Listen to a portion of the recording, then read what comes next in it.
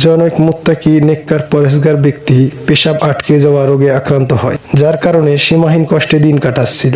এক রাতে স্বপ্নে আরিফ বিল্লাহ শাহাবুদ্দিন ইবনে আরসালান রহমতুল্লাহি তাআলা আলাইহির সাথে তার সাক্ষাৎ হয়। সে তার কাছে বেদনাদায়ক রোগের কথা উল্লেখ করলে তিনি বলেন, আমি তোমাকে একটা দরুদ শিখিয়ে দিচ্ছি, তুমি তা পড়তে থাকো। এটি পরীক্ষিত যে এর পাঠের দ্বারা দ্রুত রোগ মুক্ত হওয়া যায়। দরুদ শরীফটি হলো, আল্লাহুম্মা সাল্লি ওয়া সাল্লিম আলা রূহি সাইয়্যিদিনা মুহাম্মাদিন ফিল আরওয়াহি ওয়া সাল্লি ওয়া সাল্লিম আলা কলবি সাইয়্যিদিনা মুহাম্মাদিন ফিল কুলুব ওয়া সাল্লি ওয়া সাল্লিম আলা জাসাদি সাইয়্যিদিনা মুহাম্মাদিন ফিল আজসাদ ওয়া সাল্লি ওয়া সাল্লিম আলা কবরি সাইয়্যিদিনা মুহাম্মাদিন ফিল কুবুর।